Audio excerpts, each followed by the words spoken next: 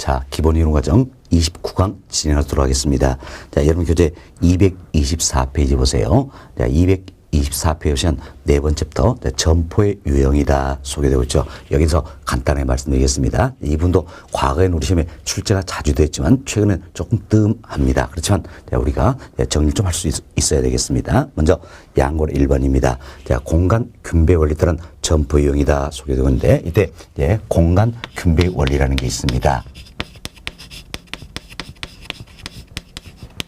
자, 이건 이런 생각하세요.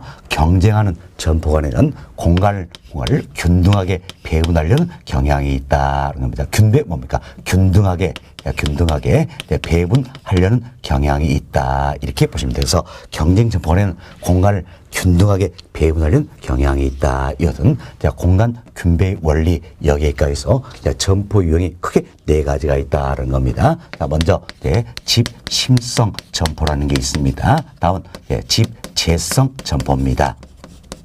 자, 그리고 산재성 점포, 다음은 국부적 집중성 점포다. 자, 이처럼 네 가지 유형이 있다는 건데 간단하게 살펴봅시다. 먼저 집심성 점포입니다. 집, 이건 뭡니까? 모여든다는 이야기예요. 심은 뭡니까? 중심이다. 그래서 배후지 중심에, 즉 도시 중심에 모여드는 게 유리한 유형의 점포다. 이렇게 보시면 되겠어요. 그럼 우리가 이런 예를 들어봅시다. 자, 이와 같은 하나의 도시가 있다는 이야기야. 이 도시인데 이 도시 중심에 이처럼 모여있는 게 유리한 유형의 점포다라는 겁니다. 대표로 우리 뭘 들 수 있습니까? 바로 백화점이 도매상 이것도 들어볼 수 있겠죠. 그러면 백화점 한번 생각해보세요. 백화점 어때? 대도시의 중심에 모여있다 할 수 있겠죠. 그래서 백화점, 도매상 들어볼 수 있겠죠. 다음은 보석점이라든지 귀금속점 이들이 대표적인 예가 된다. 이렇게 보시면 되겠습니다. 이때 점 이런 표현에서 점은 뭡니까? 점포다 이런 뜻이에요. 다음 집재성 점포라는 게 있어요. 집재성은 집 모여든다는 이야기요. 재는 있을 재자입니다. 그래서 모여 있어야 유리한 유형의 점포다라는 겁니다. 그럼 자, 대표로 우리 가구점 들어볼 수 있겠죠. 자, 여러분 한번 생각해보세요. 이 도시에 여기 가구점이 있다는 이야기 있으면 또 옆에도 가구점이 있고 또 옆에도 가구점이 있고 가구점 이렇게 모여있다는 이야기예요. 뭐 때문일까요? 자, 고객의 기호를 반영한 상품을 취급하기 때문에 고객이 여기 둘러보고 물건 살 수 있도록 만들어져야지 서로가 매출이 높아진다라는 겁니다. 그래서 집 재성포의 대표님 가구점이다 할 수 있겠죠. 이외에도 공구점도 집재성 점포의 대표 예가 되겠다. 이렇게 보시면 되겠어요. 그래서 가구점, 공구점이 대표 예가 되겠어요. 다음 산재성 점포입니다. 산은 뭡니까? 흩어지다, 분산돼 있다, 흩어지다라는 이야기요.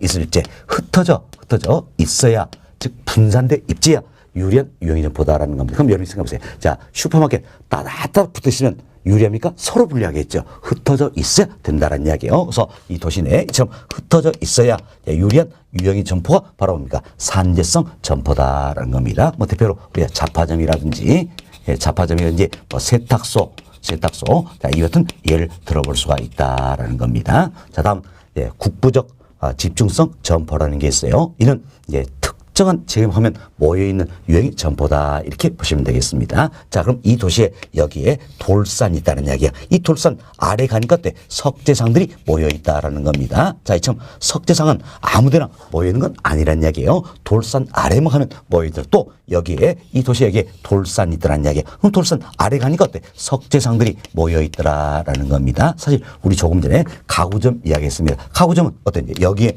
모여있을 수도 있고 또 여기에 모여있을 수도 있겠죠. 또 여기도 모일 수가 있다는 이야기예요. 그렇지만 석재상 이어통은 아무데나 모여있는 게 아니란 이야기예요. 특정한 장소에 가야지 모여있다. 이렇게 보시면 되겠습니다. 이처럼 특정한 장소만 하면 모여있더라서 국부적 중심지에 모여있다라는 게 바로 뭡니까? 국부적 집중성 점포다. 대표적으로 우리가 석재상 들어볼 수 있다라는 겁니다. 그래서 저희들이 공간 균배 원리까지서 점포형 네 가지를 말씀드렸어요. 집심성 점포라는 게 있고, 다음 집재성 점포, 그리고 산재성 점포, 국부적 집중성 점포가 있다. 이렇게 생각하시면 되겠습니다. 그리고 여러분이 예를 통해서 잘 이해하셔야 돼요. 자, 백화점, 도매상은 어디 합니까? 집심성 점포가 되겠죠. 가구점, 공구점은 어디 합니까? 집재성 점포가 되겠다. 잡화점, 자파점, 세탁소는 어디 합니까? 산재성 점포가 되겠지요. 다음은 석재상은 국부적 집중성 점포가 된다. 이렇게 예를 통해서 잘 이해해 주시면 되겠습니다. 자, 그럼 여러분 교재부 살펴드립니다. 자, 편곡을 1번 보세요. 편곡을 1번 보시면 자, 집심성 점포다 나와 있죠. 자, 이는 어떤 배우지의 중심부에 입지하는 것이 유리한 유형의 점포를 말한다. 그래서 동원의 1번 얘들이 나와 있죠. 백화점, 뭐 고급 음식점, 보석상, 귀금속점, 미술품점, 대형 서점, 뭐 도매상 등이 해당된다. 소개죠. 이 중에 우리 시험에 주로 출제했던 게 바로 이 세 가지예요. 백화점, 도매상, 귀금속점이다. 이렇게 생각하시면 되겠습니다. 다음 편고로 2번입니다. 편고로 2번. 자, 집재성 점포입니다. 동일한 업종의 점포가 서로 한 곳에 입지하는 것이 유리한 유형의 점포를 말한다는 겁니다. 그래서 이제 은행이나 보험회사 등 금융기관이라든지 관공서 이와 같은 경우도 이 점포 때 모여 있다라는 이야기예요. 모여 있다.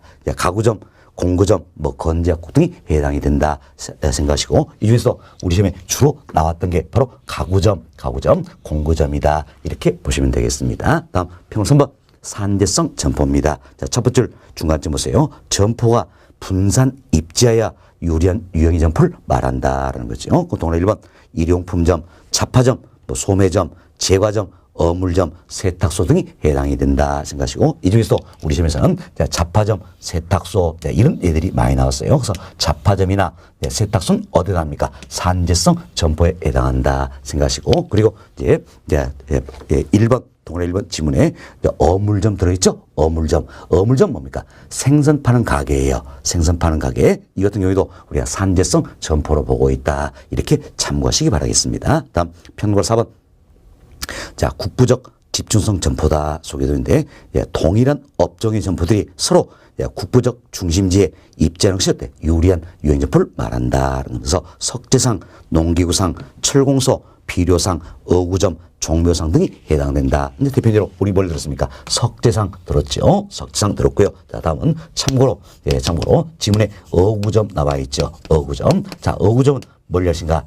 고기 어자를 쓰는 겁니다. 그래서 어구점은 고기 잡는 도구를 판매하는 점포예요. 그럼 고기 잡는 도구를 판매하는 점포다. 이도 아무데나 모여있는 거 아니겠죠? 어디가 모였을까요? 고기 잡을 수 있는 곳, 여기 가면 모여있다. 참 특정한 지역에 가면 모여있다. 이게 뭡니까? 국부적 집중성 점포다. 이렇게 생각하시면 되겠어요. 그래서 조금 전에 저희들이 이제 어물점 이야기했습니다. 어물점. 자, 어물점은 생선 파는 가게였죠. 어물점은 어디에 해당됐습니까? 산재성 점포로 분류했죠. 반면 어구점은 고기 잡는 도구를 판매하는 점포다. 그래서 이는 국부적 집중성 점포가 되겠다. 이렇게 해서 참고로 비교 좀 되시면 되겠습니다. 자, 이렇게 해서 저희들이 이제 공간 균배 원리에 따른 점포형 4가지를 말씀드렸죠. 뭐가 있었습니까? 집심성 점포, 집재성 점포, 산재성 점포, 국부적 집중성 점포가 있다는 겁니다. 다음 우측 페이지 봅시다. 자, 225페이지예요.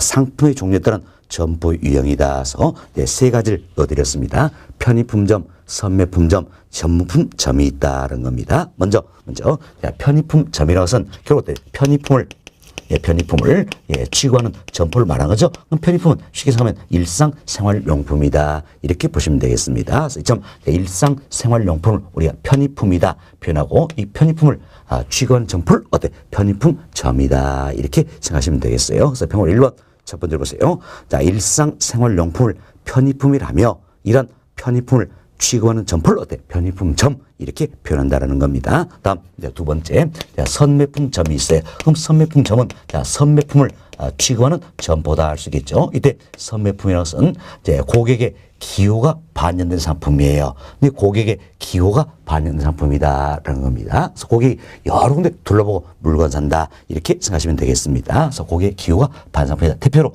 우리가 이제 가구라든지 뭐 웨딩드레스 이 같은 걸 들어볼 수가 있다라는 겁니다. 됐습니다. 그래서 이제 이 같은 선매품을 취급하는 점포가 선매품점이 되겠지요. 자, 첫 번째로 봅시다. 고객이 상품의 가격이나 선호도, 품질 등을 여러 상점과 비교한다는 이야기예요. 왜? 고객의 기호가 반영이 되기 때문이다라는 겁니다. 그래서 구매하는 제품을 우리가 선매품이다 이렇게 표현한 거죠. 대표적으로 뭐 가구, 웨딩드레스 들어볼 수 있겠죠. 자, 그리고 가르쳐 보세요. 이런 선매품을 취급하는 점포를 뭐랍니까? 선매품점 이렇게 표현한다라는 겁니다. 다음은 전문품이라는 게 있어요. 전문품. 이 전문품을 취급하는 점포가 전문품 점이 되겠지요. 점은 점포라고 그랬습니다. 자, 전문품 뭘려진가? 아무리 멀더라도 사러 가겠다는 이야기예요. 아무리 비싸도 사겠다라는 겁니다. 이 같은 상품을 우리가 전문품 이렇게 이야기하는 겁니다. 그래서 첫 번째로 보세요. 고객이 상품의 가격이나 교통비에 크게 구애받지 않는다는 이야기예요. 그리고 아무리 비싸도 사겠다.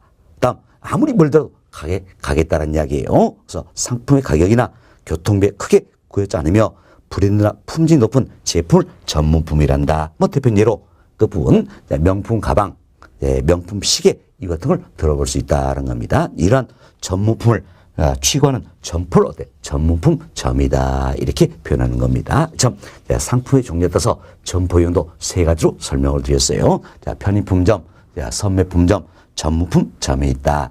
이런 게 있구나. 개념 정도만 이해하시면 되겠습니다. 자, 이렇게 해서 저희들이 이제 기본 이론 과정에서 다루게 될 5절 상업 입지 관련도 다 말씀을 드렸습니다. 다 말씀드렸고, 다음 227페이지 6절 주거 입지다 소개되는데 이 부분은 저희들이 이제 생략한다 이야기 드렸죠. 됐습니다. 자, 이렇게 해서 설명을 좀 드렸고요. 여러분 교재 231페이지로 넘어갑니다. 사실 우리 교재 4장 입지 및 공간구조론이다. 1절부터 6절까지 소개가 되는 내용이죠. 그래서 이제 설명 다 드렸습니다. 그리고 231페이지 보시면 OX 확인 문제다 나와 있죠. OX 확인 문제다는 겁니다. 자, 우리 교재 4장은 저희들이 기본 이론과정, 심화 이론과정 단계별로 나눠서 학습이 되기 때문에 제가 모두 설명드린 건 아니었습니다. 그래서 OX 확인 문제 이 중에서 여러분들이 풀어보실 문제만 제가 말씀을 좀 드리도록 하겠습니다. 그래서 제가 찍어드린 문제만 일단 한번 풀어보시면 되겠습니다. 자, 231페이지에요. OX 확인 문제다. 자, 표기하시기 바랍니다. 자, 1번, 2번, 자, 5번, 6번, 7번, 그리고 다음 페이지 9번, 10번. 이 문제만 여러분들이 한 번 더 해설 정보에서 풀어보시기 바라겠어요. 자, 1번, 2번, 5번, 6번, 7번, 9번, 10번. 자, 이 문제는 풀어주시기 바라겠습니다. 자, 그리고 233페이지 보시면 출제 예상 문제다. 1번부터 5번까지 5문제가 들어있어요. 이 중에서는 여러분들이 2번 문제, 그리고 다음 페이지에 3번 문제, 자, 2번과 3번. 이 두 문제만 한 번 더 풀어보시기 바라겠습니다. 나머지는 저희들 이제 심화 이론 과정 듣고 또 풀어보셔도 될 문제들이에요. 자, 그래서 우리 교재 나와 있는 문제까지 다 체크해 드렸습니다. 자, 그리고 여러분들이 이제 제 강의 드렸으니까 복습하시겠지요. 그래서 교재 한번 읽어보시면 되겠고요. 자, OX 확인 문제라든지 또 이제 출제 예상 문제도 제가 말씀드린 문제만 풀어보시면 되겠습니다. 그래서 프린트본에 나와 있는 나와 있는 내용도 한 번 더 제가 읽어보시라 누차 이야기를 드렸습니다. 그리고 이제 괄호넣기 퀴즈 천선이다 들어있죠? 이 문제도 풀어보시면서 한 번 더 반복학습을 하실 것을 부탁의 말씀을 드리겠습니다. 자, 이제 4장 마무리가 다 되었고요. 다음은 5장으로 넘어갑니다. 자, 여러분 교재 237페이지예요. 자, 237페이지는 5장 부동산 정책론이다 소개되고 있죠. 정책론. 자, 이분도 여러분께 프린트물 제공해 드렸어요. 그래서 프린트물 먼저 보시기 바라겠습니다. 프린트물 먼저 보시면 5장 부동산 정책론이다. 그래서 1번 출제 경향이다. 나와 있죠. 출제 경향이다서 최근 10여 년 동안 정책론 이 파트에서는 매해마다 몇 문제 출제되는가 넣어드렸습니다. 그렇지만 최근 5개년이 중요하다 그랬습니다. 그래서 24회부터 지난 28회 시험까지 보신다면 적게는 세 문제. 그럼 세 문제 출제는 딱 한 번 있네요. 세 문제. 그리고 대체로 네 문제에서 5문제 이렇게 출제되고 있다 보시면 되겠습니다. 자, 지난 시험도 5문제 출제가 되었죠. 자, 여름실 이번 시험도 적게는 4문제에서 많게는 5문제 이렇게 출제될 것이다. 예상된 영역입니다. 출제 문항수가 굉장히 좀 많은 파트가 되겠지요. 그래서 기초부터 체계적인 학습이 필요한 부분이다. 이렇게 생각이 됩니다. 다음.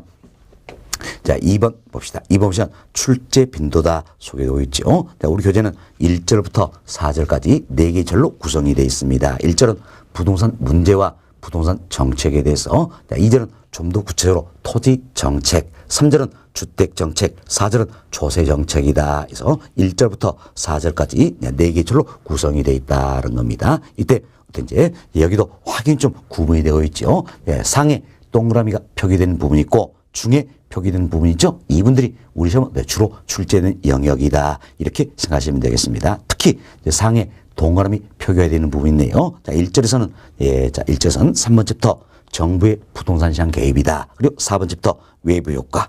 자, 2절에서는 2번째부터 예, 토지정책의 의의, 3번째부터 토지정책 수단, 그리고 이제 3절 여기서는 이제 3번 임대택 정책 수단이다. 4번째부터 분양주택 정책 수단이다. 그러죠. 그리고 4절에서는 2번째부터 조세의 부과.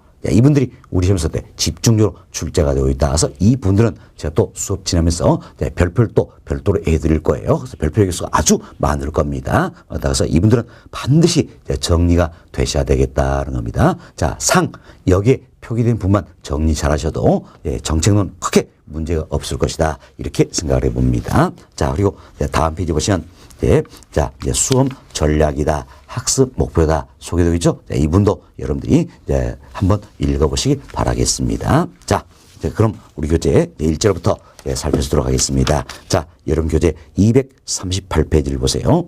자, 238페이지 보시면 1절 부동산 문제와 부동산 정책이다 소개되고 있는데 1번 챕터부터 간략하게 설명을 좀 드리도록 하겠습니다. 자, 여기 보시기 바랍니다. 자, 우리 인간들은 자, 부동산을 대상으로서 끊임없는 행위를 가하고 있다는 겁니다. 참, 우리 인간들이 자, 부동산을 대상으로서 행하는 행위, 자, 이를 가리켜서 우리가 부동산 활동이다 이렇게 배워왔었죠. 부동산을 대상으로 활동에 대해서 부동산 활동이다라는 겁니다. 그럼 참 부동산 활동이 올바르게만 전개된다면 아무런 문제 없을 거라는 이야기예요. 그렇지만 경우에 따라서는 올바르지 못한 활동이 이루어질 수가 있다는 이야기. 참 올바르지 못한 활동이 이루어진다면 결국 부동산과 인간의 관계는 안 좋아진다 할 수 있겠죠. 이를 가리켜서 우리가 이제 관계 악화다 이렇게 표현했습니다. 부동산과 인간과의 관계가 악화가 된다. 참 관계가 악화되면 뭔가 문제가 발생했다 할 수 있겠죠. 그럼 뭘 대상으로서 문제가 발생했습니까? 바로 부동산을 대상으로서 문제가 발생했다 할 수 있겠죠. 자, 이를 가려서 우리가 이제 부동산 문제다 이렇게 표현하는 겁니다.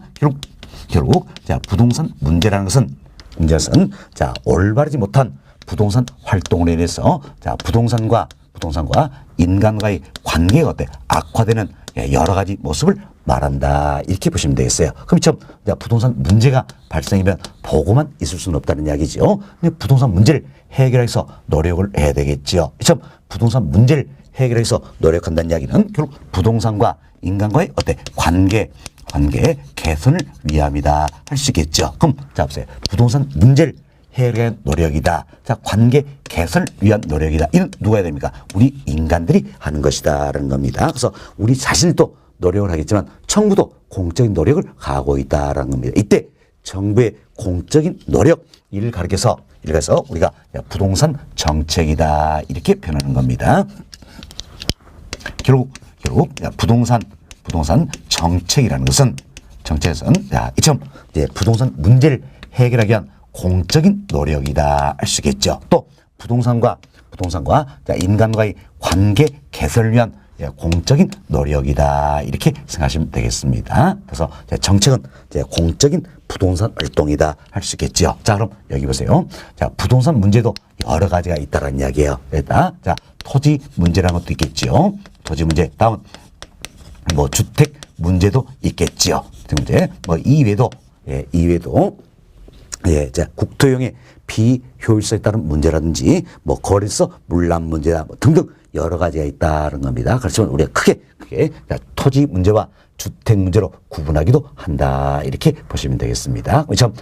자, 토지 문제를 해결하고자 하는 공적인 노력이 바로 뭐가 되겠습니까? 토지 정책이 되겠다는 거죠. 다음은 주택 문제를 해결하기 위한 공적인 노력이 주택 정책이다 이렇게 보시면 되겠습니다. 또한 토지 문제, 주택 문제를 해결하기 위해서 조세 정책도 활용이 되고 있다라는 것에서 정부의 중요한 부동산 정책은 크게 세 가지 들어볼 수 있겠지요. 토지 정책, 주택 정책, 조세 정책 등이 있다. 이렇게 생각하시고 앞서 얘기했지만 이처럼 정책이라서는 공적인 부동산 활동이다 할 수 있겠죠. 그래서 정책은 자 보세요.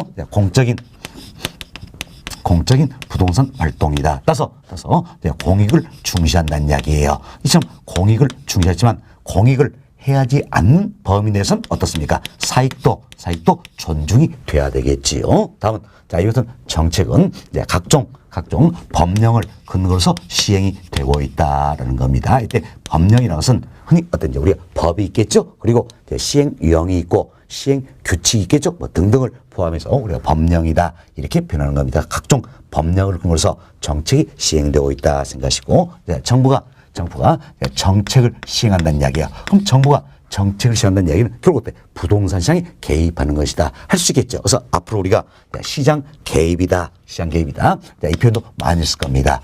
부동산 시장에 정부가 개입한다는 이야기야. 그럼 시장에 개입한다 이야기는 결국 무슨 뜻입니까? 정부가 부동산 시장에서 정책을 시행하는 것이다. 이렇게 생각하시면 되겠습니다. 이렇게 이해하시면 되겠어요. 자, 다음은 여기서 이제 이처럼 자, 부동산 문제가 발생되면 자, 이걸 해결하기 위해서 정부는 정책을 시행한다. 결국 부동산 시장에 개입을 한다는 이야기예요. 그렇지만 자, 부동산 문제를 해결한다는 게 쉬운 일만은 아니더란 이야기예요. 뭐 때문일까요? 바로 부동산 문제만의 여러 가지 특징들이 있기 때문이다라는 겁니다. 그래서 부동산 문제의 특징 한번 살펴드립니다. 자, 여기 보세요. 자, 부동산 문제의 특징들이 몇 가지가 있다라는 거죠. 자, 먼저 악화 성향이라는 특징이 있습니다. 악화 성향. 자, 이건 말 그대로 여러분이 생각하세요.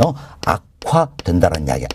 악화된 뭡니까? 더 나빠진다는 이야기지요. 그래서 부동산 문제가 한 번 발생하면 시간이 지나면서 점점 더 나빠진다. 이걸 우리가 악화 성향이다. 이렇게 이야기합니다. 그럼 자, 간단히 예를 한번 들어봅시다. 정부가 주택 공급을 중단시켰어요. 지금 주택 공급을 중단시키면 주택 문제는 시간이 지나면서 점점 더 악화된다 할 수 있겠죠. 이게 어떤 게 악화 성향이다라는 겁니다. 다음 두 번째, 비가역성이라는 특징이 있다라는 이야기인데 여러분들이 비자 이걸 조심하셔야 됩니다.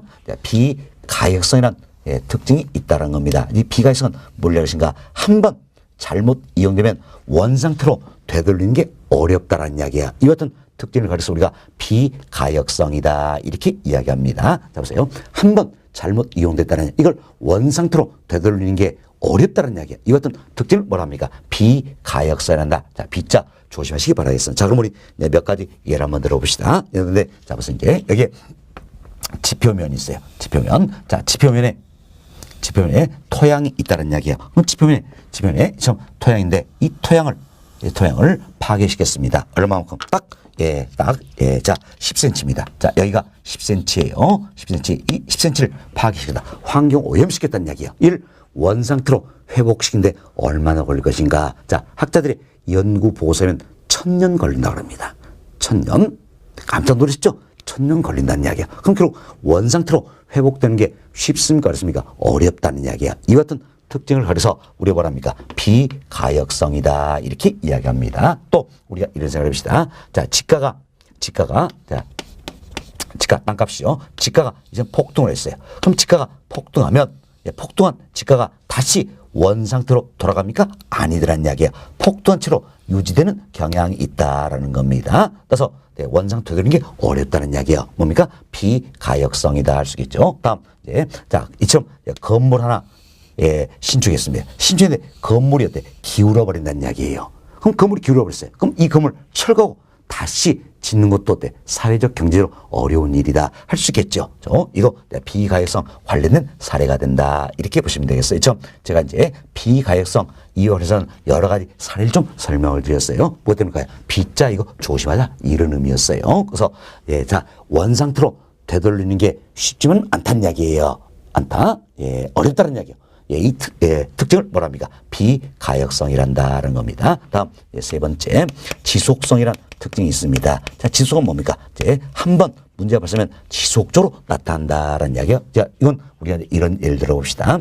토지의 수요가 증가합니다. 그럼 수요가 증가하면 당연히 토지의 물리적 물리적 공급이 이루어져야 되겠죠. 그러나 토지의 물리적 공급 절대량을 늘리는 건 어떻습니까? 불가능하다라는 이야기예요. 어떻습니까? 바로 부증성이란 특성 때문이죠. 근데 부증성 이론에서 토지의 물리적 공급은 어때? 불가능하다. 그럼 보세요. 토지의 수요는 증가하는데 공급이 뒷받침이 안 된다는 이야기야. 그럼 토지는 남아도입니까? 부족합니까? 부족하겠죠. 그래서 토지 부족 문제가 발생하게 된다는 이야기. 그럼 처음 토지 부족 문제는 일시적인 현상입니까? 지속적으로 나타나는 겁니까? 지속적으로 나타난다 할 수 있겠죠. 이게 이제 지속성을 설명한 대표적인 사례가 되겠습니다. 다음 네 번째, 부동산 문제는 여러 가지 원인에서 발생한다라는 겁니다. 그래서 복합성이다. 여러 가지 원인에서 발생한다라는 겁니다. 다음 다섯 번째, 부동산 문제를 해결하는 수단도 어때? 다양하다라는 겁니다. 그래서 해결 수단의 다양성이다라는 겁니다. 사실 부동산 문제를 해결하기 위해서 어때? 토지 정책도 활용이 되고 있고 주택 정책도 활용되고 초세 정책도 활용이 되잖아요. 이처럼 해결하는 수단은 다양하다라는 겁니다. 이처럼 부동산 문제는 몇 가지 특징을 지니고 있다는 거죠. 악화 성향, 비가역성, 지속성, 복합성, 해결 수단의 다양성이다 생각하시고 딱 하나만 조심하자. 원 상태로 되돌리는 게 어렵다는 특징은 뭐랍니까? 비가역성이란다. 비자 이거 하나만 조심하시면 되겠습니다. 이처럼 부동산 문제만의 몇 가지 특징들이 있기 때문에 결국 어때? 부동산 정책을 통해서 부동산 문제를 해결하는 게 쉬운 일만은 아니다. 이렇게 생각하시면 되겠습니다. 자, 여기까지 말씀드리고 여러분 교재 살펴보도록 하겠습니다. 자, 여러분 교재 봅시다. 자, 238페이지에요. 1번 챕터 부동산 문제다 소개되어 있죠. 양호 1번 첫 번째 봅시다. 자, 올바르지 못한 부동산 활동을 해요. 부동산과 인간의 관계가 어떻습니까? 악화된다 할 수 있겠죠. 그럼 부동산과 인간의 관계가 어때? 악화된다는 겁니다. 이처럼 부동산과 인간과의 관계 악화에 따른 재반 문제다. 이건 뭡니까? 여러 가지 문제다라는 이야기요. 1. 부동산 문제라 한다라는 겁니다. 다음 양고로 2번 봅시다. 첫 번째, 자, 부동산 문제를 해결하고자 하는 정부의 공적인 노력을 어때? 우리가 부동산 정책이다 설명드렸죠. 이처럼 정부는 부동산 정책을 통하여 부동산 문제를 어때? 해결하고자 한다. 그러나 쉬운 일만은 아니란 이야기예요. 뭐 됩니까? 바로 부동산 문제는 악화 성향, 비가역성, 지속성, 복합성, 해결사의 다양성이다. 이것은 특징이 있기 때문이다 생각하시면 되겠습니다. 자, 구체로 하나씩 살펴봅시다. 먼저 편과로 1번이에요. 첫 번째 봅시다.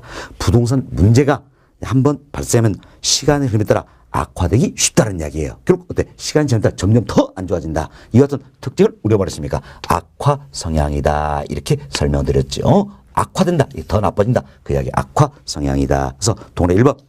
주택 공급을 중단하면 주택의 양적 질적 문제가 악화된다라는 거죠. 그래서 우리가 이런 예를 들었어요. 정부가 주택 공급을 중단시킨다는 이야기야. 그럼 이러면서 주택 문제 때 점점 더 안 좋아진다 할 수 있겠죠. 이게 이제 악화 성향을 설명 대표적인 사례가 되겠습니다. 다음 편과로 2번 봅시다.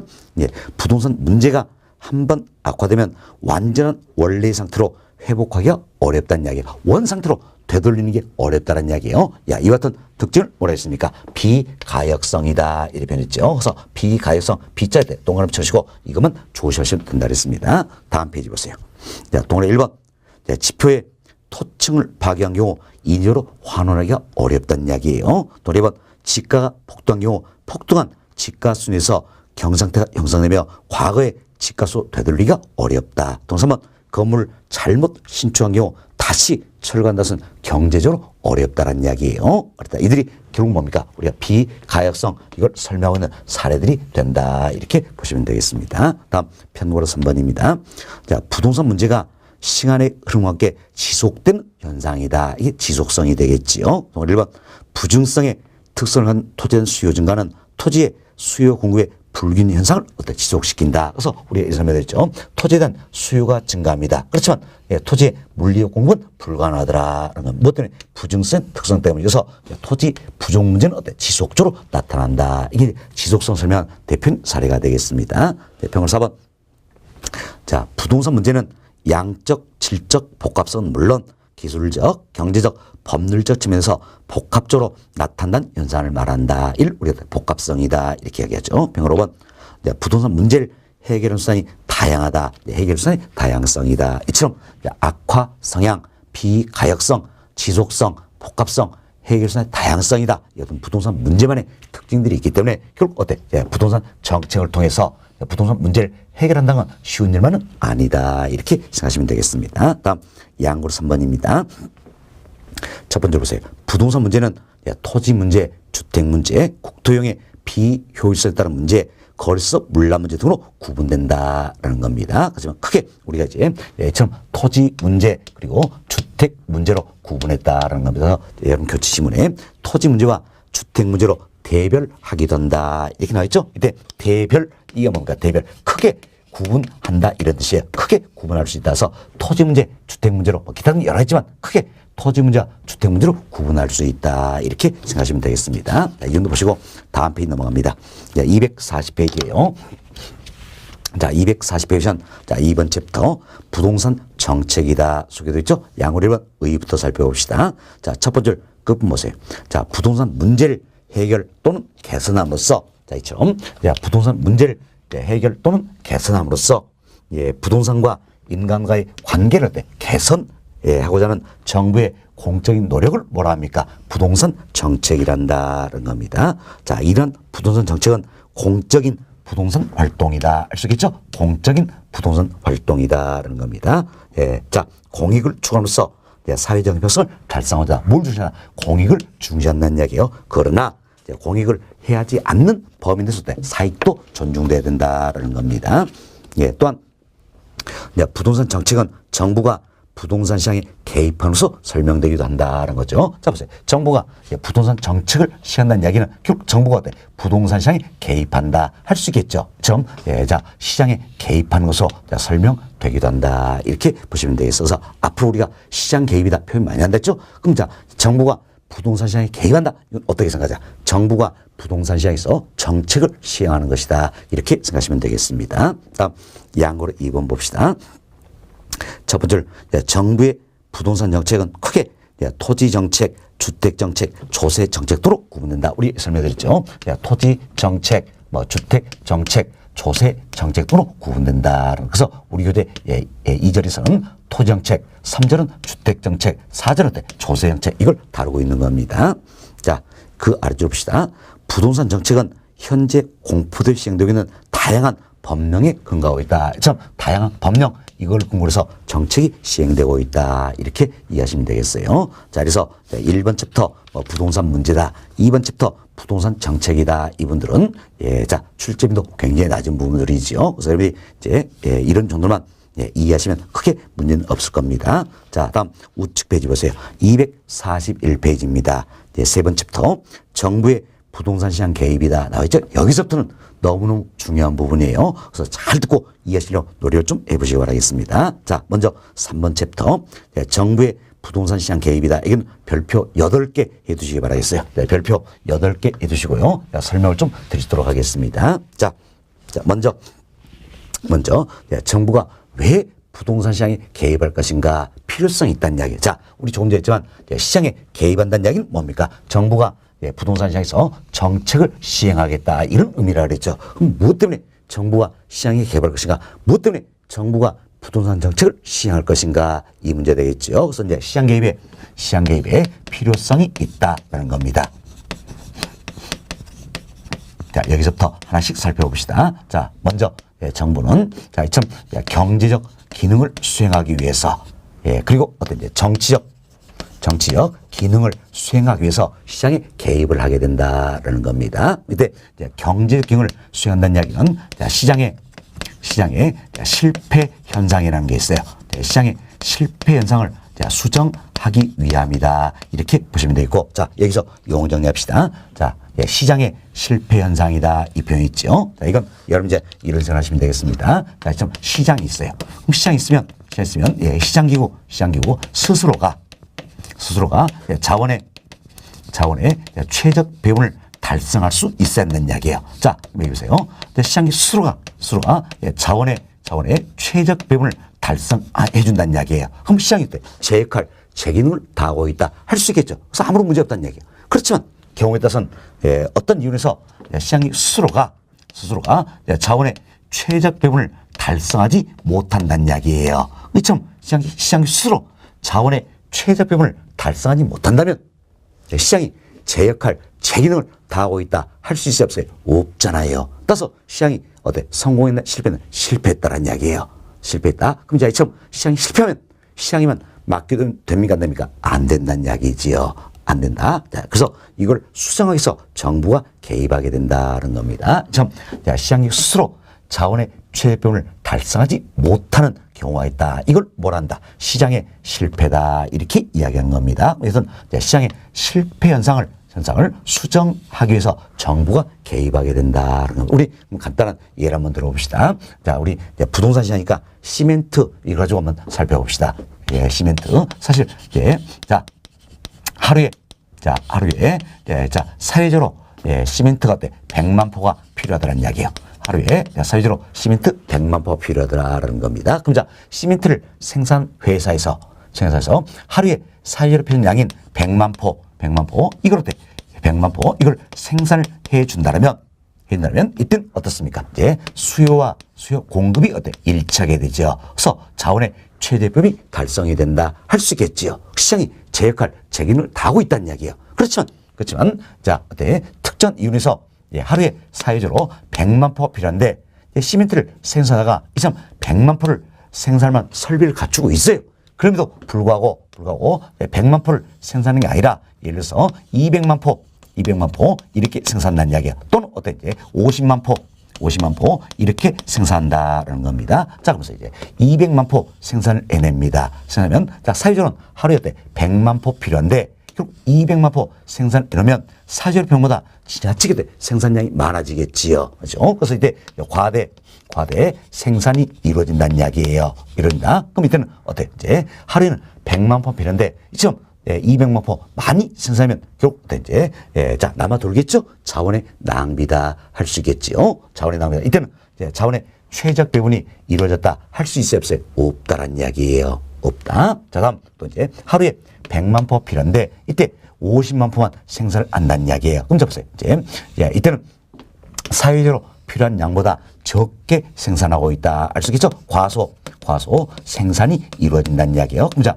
시멘트를 생산 회사가 하루에 100만 포를 생산한 설비를 갖추고 있어요. 그럼 불구하고 50만 포만 생산하면 설비로 놀린 셈이 되겠지요. 이도 자원의 낭비가 된다 할 수 있겠죠. 그래서 자원의 최적 배분이 달성되었다 할 수 있어요, 없어요? 없다라는 이야기예요. 없다. 그럼 자, 여기 보세요. 하루에 100만 포 필요한데 자, 이 시멘트를 생산 회사에서 하루에 100만 포를 생산하면 수요 공급이 일치하기 때문에 자원의 최적 배분 달성되고 있다 표현할 수 있겠죠. 그렇지만 이처럼 200만 포 50만 포 이렇게 생산하면 이는 자원의 최적 배분이 달성이 됩니까, 안 됩니까? 안 된다는 이야기예요. 안 된다. 결국 과대 생산이 이루어지거나 과소 생산이 이루어지면 자원의 최적 배분과는 거리가 멀어진다. 결국 뭡니까? 시장의 실패 현상을 초래하게 된다는 겁니다. 그럼 이때는 시장에만 맡겨두면 된다, 안 된다? 안 된다는 거예요. 안 된다서 200만 포 생산한다면 정부로 규제를 가하겠다는 이야기예요. 규제를 가하겠다. 또 50만 포 생산이 된다면 정부로 생산을 적극 장려하겠다. 적극 장려한다. 이걸 그래서 우리가 조장한다 이렇게 표현합니다. 그래서 규제 정책, 조장 정책 일통해서 사회적으로 필요한 양인 100만 폰 생산될수록 정부로 유도한다는 겁니다. 결국 과대 생산, 과소생산이 이루어지면 자원의 최적 배분 달성됐다 할 수가 없겠죠. 시장의 실패 현상을 초래한다. 이걸 수정하기 위해서 정부가 개입을 하게 된다. 이렇게 보시면 되겠습니다. 이처럼 정부는 시장의 실패 현상을 수정하기 위해서 개입을 하게 된다. 결국 시장의 실패 현상을 수정한다는 이야기는 자원의 최적 배분을 달성하기 위함이다 할 수 있겠죠. 그래서 시장의 실패 현상을 수정해서 자원의 최적 배분을 달성하기 위해서 정부는 시장에 개입하게 된다는 겁니다. 자원의 최적 배분을 달성한다는 얘기는 결국 뭔가 효율성을 추구하기 위해서 개입을 하게 된다 알 수 있겠죠. 다음 이제 정치적 기능을 수행해서 정부도 개입을 하게 된다는 겁니다. 그럼 이때 정치적 기능을 수행한다는 얘기는 사회적 목표를 달성하기 위함이다. 이렇게 보시면 되겠어요. 자, 사회적 목표를 달성하기 위함. 자, 그럼 우리 간단한 예를 들어봅시다. 자, 무주택 서민들에게 자, 공공 임대택을 공급시켜 주겠다는 이야기예요. 또 임대를 보조해 주겠다. 자, 이들이 결국 뭡니까? 이제 사회적 목표를 달성하는 사례가 된다. 할 수 있겠죠. 자, 이처럼 사회적 목표를 달성하기 위해서 정부는 어때? 개입을 하게 된다는 겁니다. 근데 사회적 목표는 때에 따라서는 자, 효율성을 추구할 수도 있겠지만 때에 따라서는 어때? 형평성을 추구할 수도 있겠고 때에 따라서 어때? 기타의 목적이 될 수 있다. 이렇게 보시면 되겠습니다. 자, 이처럼 자, 정부가 부동산 시장에 개입하고자 해서는 크게 두 가지 이유가 있다는 거죠. 하나는 경제적 기능을 수행하기 위함이고 또 하나는 정치적 기능을 수행하기 위함이다라는 겁니다.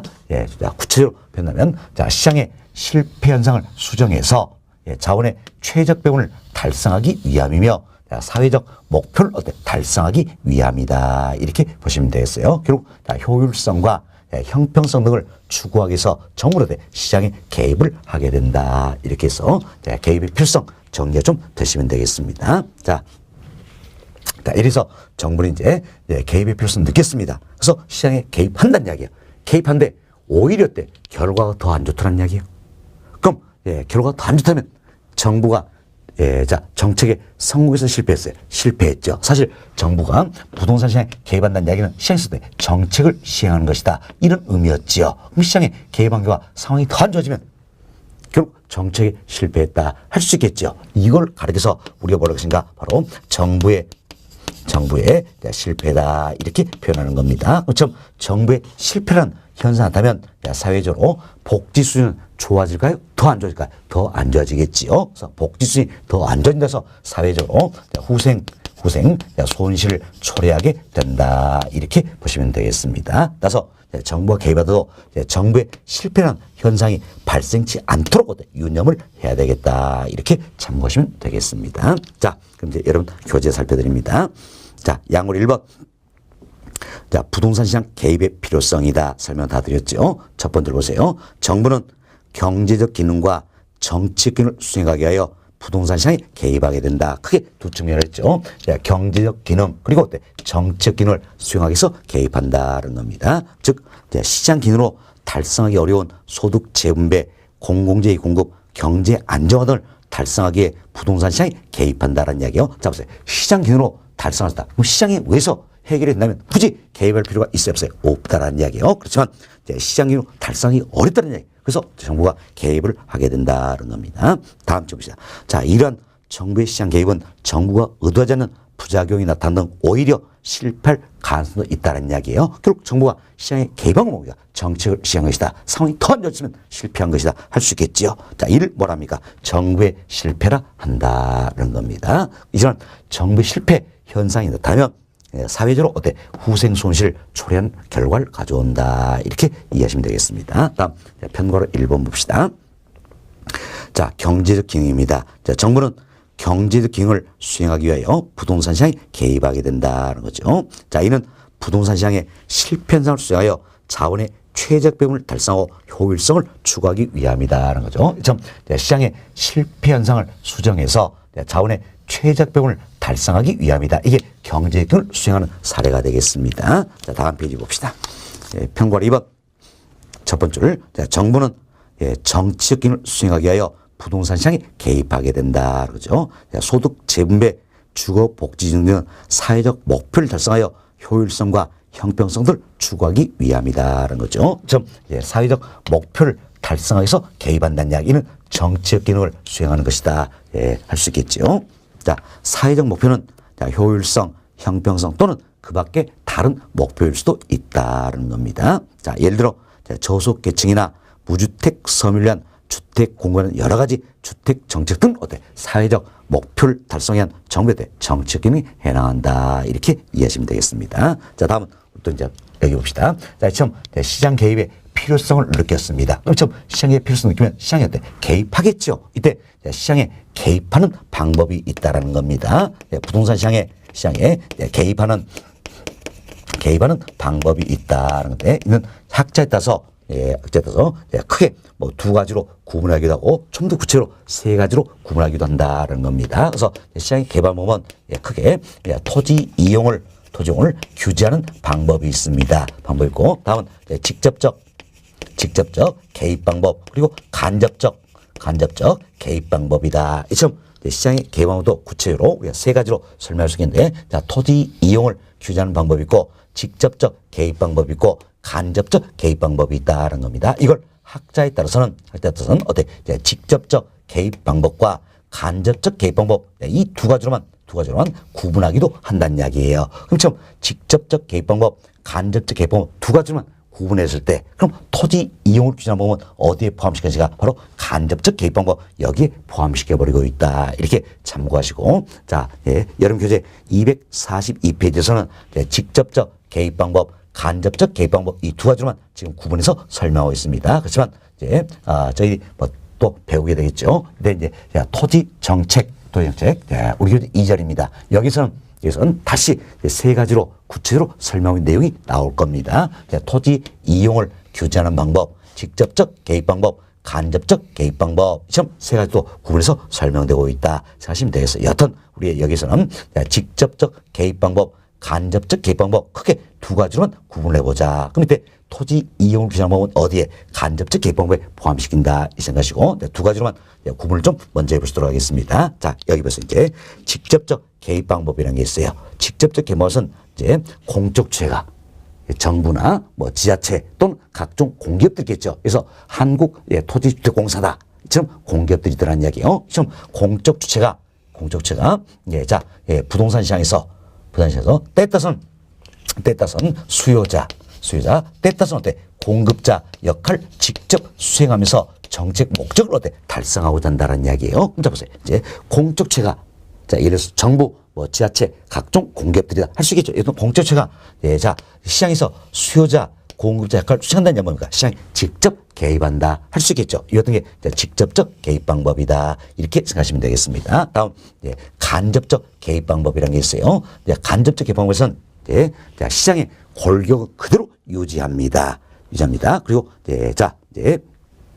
시장의 골격을 그대로 유지하면서 경제 동기를 조성하거나 시장 기능을 조장하는 방법이 간접적 개입 방법이다라는 겁니다. 이때 시장 기능을 조장한다는데 조장은 뭡니까? 적극 장려하는 것이다. 이렇게 참고하시면 되겠어요. 그래서 주로 조세라든지 금융 이를 통해서 경제 동기를 조성할 수다. 시장 기능을 조장할 수가 있다라는 겁니다. 그래서 조세, 금융, 그다음에 뭡니까? 모두가 간접적 개입 방법이다 생각하시면 되겠어요. 이외에도 뭐 보조금을 지급해 주겠다. 다음 부담금을 부과시킨다. 모두가 간접적 개입이다. 이렇게 생각하시면 되겠습니다. 자, 그럼 우리가 이제 몇 가지 예를 한번 들어봅시다. 그런데 이제 한국 토지주택공사가 있다는 이야기예요. 자, 한국토지주택공사 공기업이니까 공적체가 되겠죠. 그럼 한국토지주택공사 이를 통해서 택지를 공급하겠다는 이야기예요. 그럼 보세요.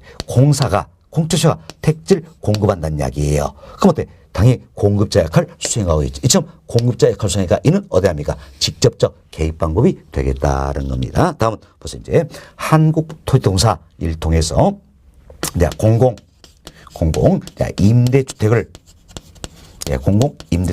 건설해서 공급하겠다라는 겁니다.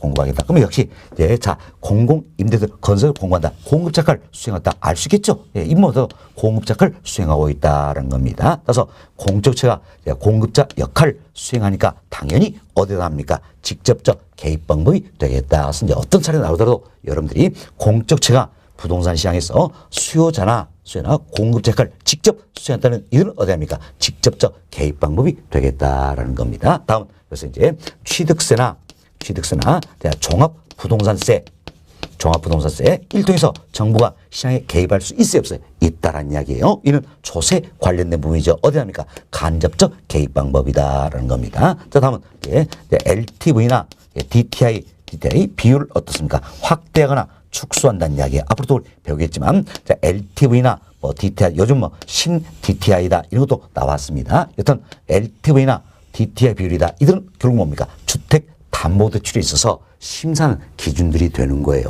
그렇습니다. 그래서 LTV나 DTI 비율을 확대하는 축소한다면 대출 한도가 달라지는 거란 이야기예요. 그럼 이는 뭐가 관련됩니까? 금융과 관련된 할 수 있겠죠. 이점 금융과 관련되니까 어디 합니까? 간접적 개입 방법이다 할 수 있겠죠. 다음 임대료를 보조주겠다는 이야기예요. 보조주겠다. 자, 이도 어디 합니까? 간접적 개입 방법이다라는 거죠. 다음은 개발 이익을 환수하겠다는 이야기. 이래서 개발 부담금을 부과시키겠다는 겁니다. 이처럼 부담금 역시 어디 합니까? 간접적 개입 방법이다. 그래서 이름이 대표로 조세, 금융, 보조금, 부담금 나오면 뭡니까? 모두가 간접적 개입 방법이다. 이렇게 반드시 이해하셔야 됩니다. 우리 시험 완전 단골 메뉴예요. 물론 지난 시험도 때 잘못된 문제로 출제가 되었죠. 그렇습니다. 그래서 이름이 조세, 금융, 보조금, 부담금 나오면 어디 합니까? 모두가 간접적 개입 방법이다. 이렇게 잘 이해하시면 되겠습니다. 자, 그럼 이제 여러분 교재 한번 살펴드립니다. 자, 242페이지 중간쯤에 양고래 2번 부동산 시장의 개입 방법이다 소개되겠죠? 우리 교재는 크게 직접적 개입 방법, 간접적 개입 방법으로 구분하고 있다는 겁니다. 이때 편과 1번 보세요. 편과 시간 첫 번째 중간쯤 보세요. 공적 주체가 부동산 시장에 있어 수요자나 공유자 역할을 직접 수행한다는 이야기예요. 그 경우에 따라서는 직접 수요자가 되는 것이고 시장에서 경우에 따라서는 공급자가 된다는 이야기예요. 그래서 부동산 가격 안정, 주거 복지 등의 정책 목적을 달성하는 방법이 뭡니까? 직접적 개입 방법이다. 그래서 그다음 예가 나와 있죠. 한국토지주택공사를 통한 택지 공급이다. 공공 임대택의 건설 공급이다. 공공 분양택의 건설 공급이다. 자, 이들은 모두가 공급자 역할을 수행하고 있다. 쉽게 할 수 있겠죠. 이처럼 시장에서 공급자가 공급자 역할을 직접 수행한다는 이야기예요. 어디 합니까? 직접적 개입 방법이다. 이렇게 보시면 되겠어요. 물론 시장에서 수요자 역할을 직접 수행할 때도 직접적 개입 방법이 되겠죠. 여튼 공급자가 부동산 시장에서 수요자나 공유자 역할을 직접 수행한다 해서 정책 목적을 달성하는 것이다. 이는 직접적 개입 방법이다. 이렇게 이해하시면 되겠습니다. 다음 편과로 2번 봅시다. 첫 번째 중간쯤 보세요. 부동산 시장의 골격을 그대로 유지한 채로 부동산 관련 조세 제도나 금융전 나왔죠? 이처럼 조세, 금융 그 부분 등을 통해 경제적 동기를 조성하거나 시장 기능을 조작하는 방법이 뭡니까? 간접적 개입 방법이다라는 겁니다. 그래서 우리 설명 다 드렸어요. 취득세, 종합부동산세다. 이들은 조세 관련되지요. 다음 LTV나 DTI 비율의 확대 축소다. 이는 뭡니까? 금융 관련된다. 할 수 있겠죠. 모두가 간접적 개입 방법의 사례가 된다. 이렇게 보시면 되겠습니다. 자, 이렇게 해서 저희들이 이제 부동산 시장에 개입하는 방법이다. 여기까지 설명을 좀 드렸습니다. 그리고 양골 3번 시장의 실패와 그 원인이다 소개했는데 이분은 시간이 좀 걸리는 부분이에요. 그래서 이분은 다음 시간에 여러분께 설명을 좀 드리도록 하겠습니다. 자, 이번 시간은 여기까지 정리하도록 합니다.